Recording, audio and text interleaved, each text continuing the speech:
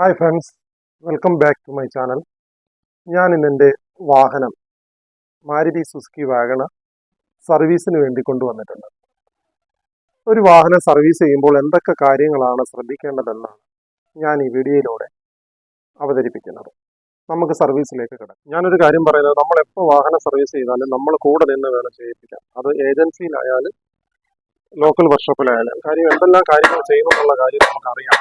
അതുകൊണ്ട് നമ്മൾ കൂടെ നിന്ന് വേണം എപ്പോഴും സർവീസ് ചെയ്യാൻ. അവരൊരിക്കലും എഞ്ചിൻ ഓയിൽ ഏതാണ്, അവർ ബ്രേക്ക് ഷൂ ക്ലിയർ ചെയ്യുന്നുണ്ടോ, ടയർ റൊട്ടേഷൻ ചെയ്യുന്നുണ്ടോ, നമുക്കറിയാവുന്ന കാര്യങ്ങൾ അവരോട് പറയുമ്പോൾ മാത്രമേ അവരത് ക്ലിയർ ആയിട്ട് ചെയ്യുകയുള്ളൂ. അതുകൊണ്ട് എപ്പോൾ സർവീസ് ചെയ്താലും ഓണേഴ്സായ നമ്മൾ വാഹനത്തിനൊപ്പം ഉണ്ടായിരിക്കണം. ആദ്യമായി ഇതിൻ്റെ ഞാൻ ചെയ്തത് ഇതിൻ്റെ എയർ ഫിൽട്ടർ ചേഞ്ച് ചെയ്യും. 2 AC ഫിൽട്ടർ ചേഞ്ച് ചെയ്യും. എഞ്ചിൻ ഓയിൽ ചേഞ്ച് ചെയ്യും. അതിനുശേഷം എഞ്ചിൻ ഓയിൽ ചേഞ്ച് ചെയ്യുന്നതിൻ്റെ കൂടെ തന്നെ ഓയിൽ ഫിൽട്ടറും ചേഞ്ച് ചെയ്യുന്നതായിരിക്കും. എയർ ക്ലീനർ ഫിൽട്ടർ പുതിയത് ചേഞ്ച് ചെയ്യണം. എപ്പോൾ സർവീസ് ചെയ്താലും എയർ ക്ലീനർ ഫിൽട്ടർ ചേഞ്ച് ചെയ്യണം. അതിനുശേഷം ഇപ്പോൾ ചെയ്യുന്നത് ത്രോട്ടിൽ ബോഡി ക്ലീനിങ് ആണ്. Tyre cleaning, brake pad cleaning എന്നിവ ചെയ്തുകൊണ്ടിരിക്കുകയാണ്. ഇപ്പോൾ നിങ്ങൾക്ക് കാണുവാൻ സാധിക്കും, അത് ക്ലീൻ ആയതിനു ശേഷം ബ്രേക്ക് ഷൂ, കാലിപ്പർ അതെല്ലാം വളരെ മനോഹരമായി. ബാക്ക് സൈഡിലെ ബ്രേക്ക് ഷൂ ആണ്. എപ്പോൾ സർവീസ് ചെയ്താലും ബ്രേക്ക് ഷൂ ഇമിരി പേപ്പർ ഉപയോഗിച്ച് ക്ലീൻ ചെയ്യാൻ മറക്കരുത്. അത് മെക്കാനിക്കിനോട് പ്രത്യേകം പറയണം, ഇതഴിച്ച് ക്ലീൻ ചെയ്യാൻ. ഇതിലൂടെ ബ്രേക്ക് ഷൂവിന്റെ ലൈഫ് കൂടുതലായിരിക്കും, നല്ല ബ്രേക്കും വാഹനത്തിന് കിട്ടും. ഇത് വൈപ്പർ ഷാമ്പു ആണ്.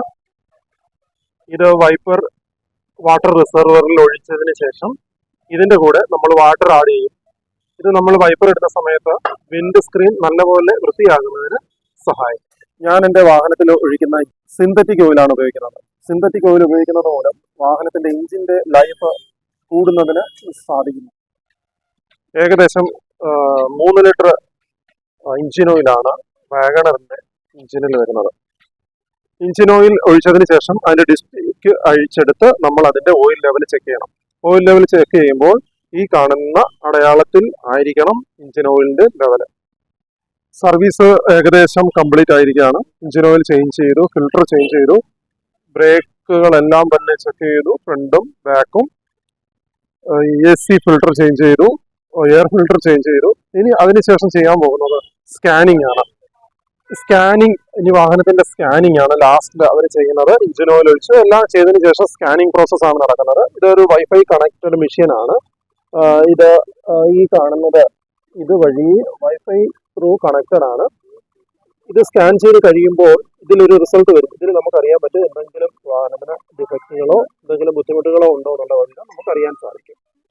നമ്മുടെ വാഹനം സ്കാൻ ചെയ്തതിനു ശേഷം ലാസ്റ്റ് റിസൾട്ട് എന്ന് പറയുന്നത് നോ DTC, അതായത് ഒരു കോഡും ഇതിൽ ഡിസ്പ്ലേ വന്നിട്ടില്ല, അതായത് വാഹനം കറക്റ്റ് ആണ് എന്നുള്ളതാണ്. ഏതെങ്കിലും ഒരു കോഡ് വന്നാൽ അതിനർത്ഥം എവിടെ ഒരു ഡിഫക്റ്റ് ഉണ്ട്, പിന്നെ ആ ഡിഫക്റ്റിനെ നമ്മൾ റെക്ടിഫൈ ചെയ്യണം. ഈ കാര്യങ്ങളൊക്കെയാണ് നമ്മളൊരു വണ്ടി സർവീസ് ചെയ്യുമ്പോൾ ശ്രദ്ധിക്കേണ്ട കാര്യങ്ങൾ. വീഡിയോ ഇഷ്ടപ്പെട്ടാൽ ലൈക്ക്, ഷെയർ ആൻഡ് സബ്സ്ക്രൈബ് ചെയ്യാൻ മറക്കരുത്. Thank you for watching.